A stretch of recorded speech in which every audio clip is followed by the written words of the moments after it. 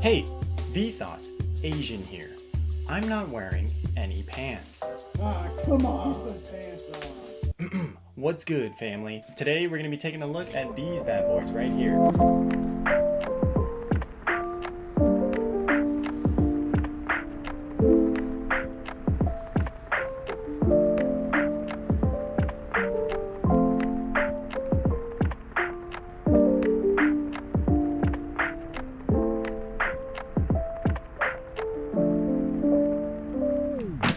This is the Travis Scott Fragment Jordan 1 Low.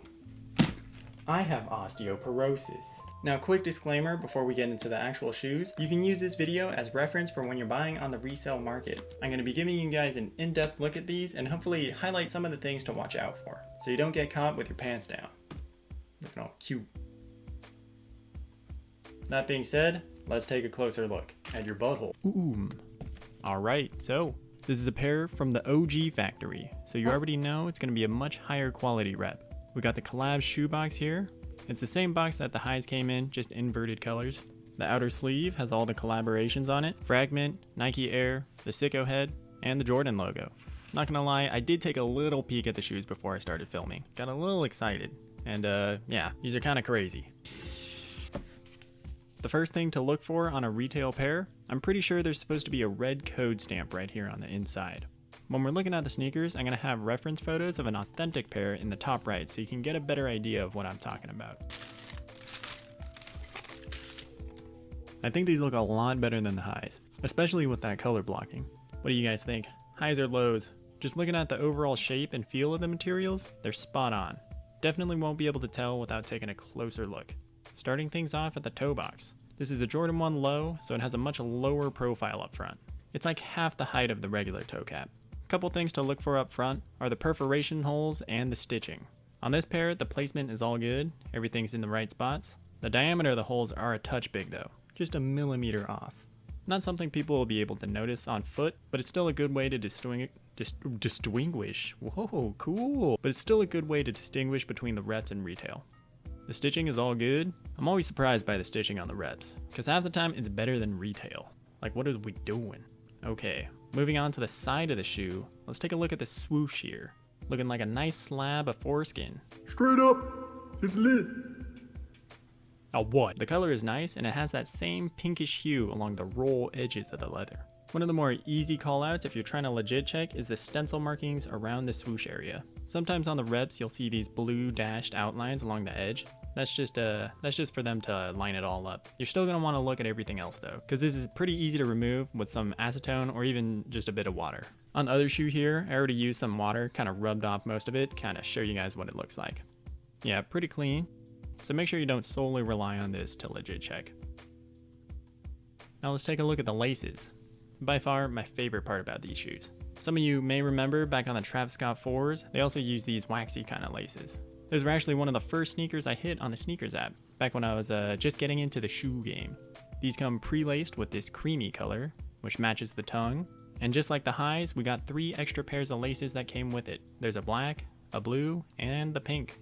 What would you rock with these? The blue laces actually look surprisingly good. I'd probably still go with the cream though, just because the shoe is already pretty loud on its own.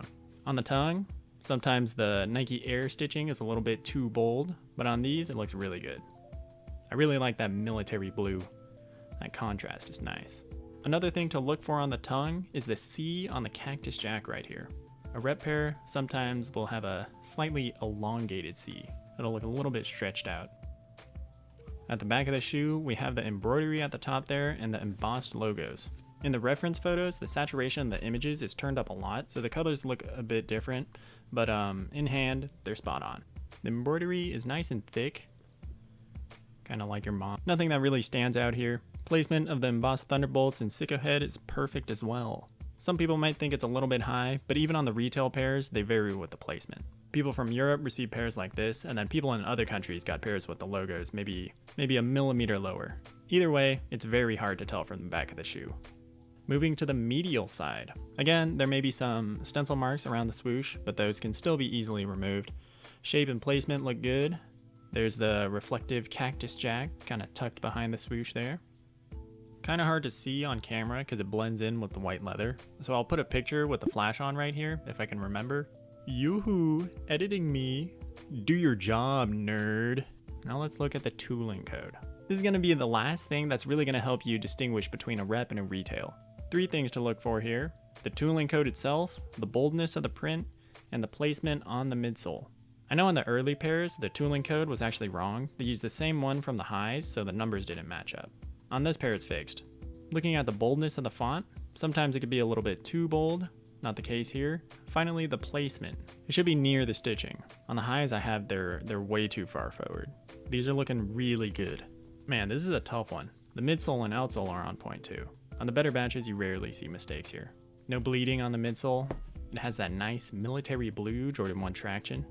Yeah, these are gonna be so much easier to wear than the highs.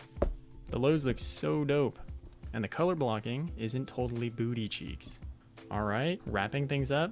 I'd be very careful when you're looking around on the resale market for this shoe. Not sure if I would even try and buy resale on this one just because how close the reps are. Whenever there isn't suede involved, they really don't miss.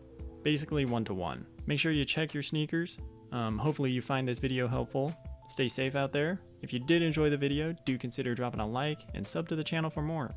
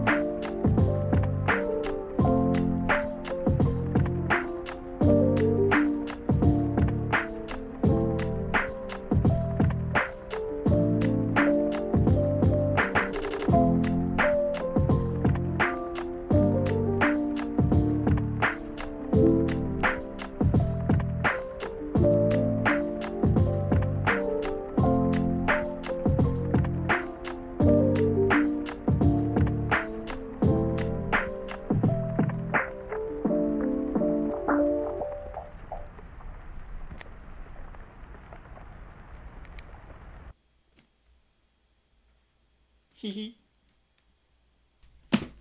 I like men. What the?